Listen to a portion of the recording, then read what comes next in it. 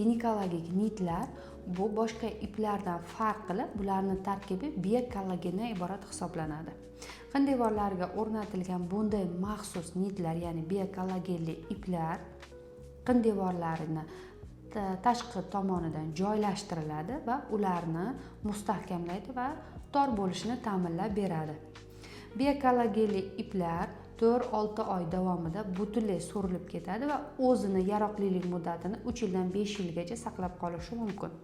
Nitlar qo'yilgandan so'ng 1 yildan keyin ayol bemalol homiladorlikka tayyorgarlik ko'rishi yoki tug'ruqni tabiiy yo'l bilan olib borishi mumkin.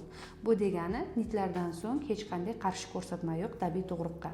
Hozirgi kunda qin mushaklarini ko'tarish, tonusini oshirish va diametrini toraytirish maqsadida og'riqsiz usullardan biri bu nitlarni qin devorlariga joylashtirish usuli hisoblanadi.